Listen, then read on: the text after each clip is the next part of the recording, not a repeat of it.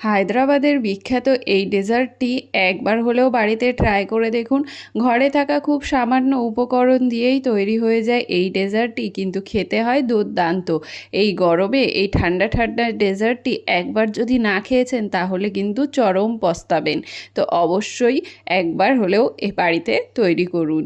তো তার জন্য প্রথমেই আমি 2 চামচ মতো গোবিন্দভোগ চাল, 7-8টি কাজু বাদাম আর 7-8টি আমন্ড বাদামকে ভিজিয়ে রেখে খোসা ছাড়িয়ে আমি সেটাকে পেস্ট করে নিয়েছি। এবার দেখুন আমি কড়াইতে দিয়ে দিলাম 2 কাপ জল। 2 কাপ জলের মধ্যে আমি দিয়ে দিলাম 1 বাটি ভর্তি গুঁড়ো দুধ।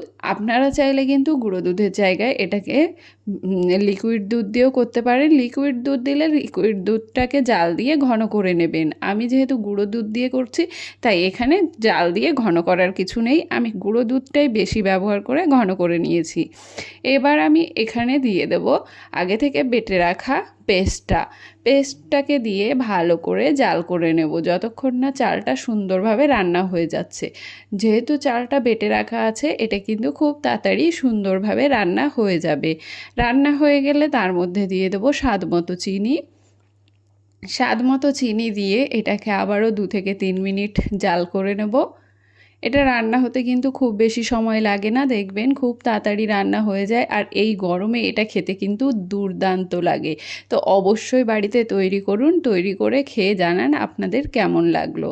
তো দেখুন এটাকে জাল করে নিয়েছি 2 থেকে 3 মিনিট। 2 থেকে 3 মিনিট জাল করে নিয়ে আমি এর মধ্যে দিয়ে দিচ্ছি আমের পাল্পটা দিয়ে ভালো করে মিশিয়ে নেব। মিশিয়ে নিয়ে আবারও 2 থেকে 3 মিনিট জাল করে নিয়ে এটাকে ঘন করে নেব। এটা কিন্তু ঘন ঘন খেতেই খুব ভালো লাগে। তো অবশ্যই এটাকে জাল করে ঘন করে নেবেন, এটাকে কিন্তু পাতলা রাখা যাবে না। আর এটাতে যেহেতু চাল বাটা দেওয়া আছে তাই কিন্তু এটা খুব তাড়াতাড়ি ঘন হয়ে যাবে, অতএব এ নিয়ে কোনো টেনশন করার দরকার নেই। তো এটাকে খুব ভালো করে জাল করে ঘন করে নিয়েছি। এটা ঠান্ডা হয়ে আরও ঘন হয়ে যাবে। তো এবার আমি গ্যাসের আঁচ বন্ধ করে এটাকে ঠান্ডা করে নেব। তো ঠান্ডা করে নিয়ে এর ওপরে কেটে রাখা আমের টুকরো আর দিয়ে দেবো কিছুটা বাদামের টুকরো।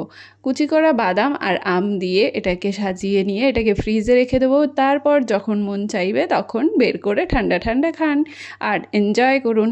তো আজকের রেসিপি আপনাদের কেমন লাগলো অবশ্যই কমেন্ট করে জানাবেন। আর রেসিপি ভালো লাগলে লাইক শেয়ার করে চ্যানেলটিকে সাবস্ক্রাইব করে দেবেন। দেখা হবে আরেকটি নতুন রেসিপির সঙ্গে। ততক্ষণের জন্য সকলে ভালো থাকবেন, সুস্থ থাকবেন। টাটা।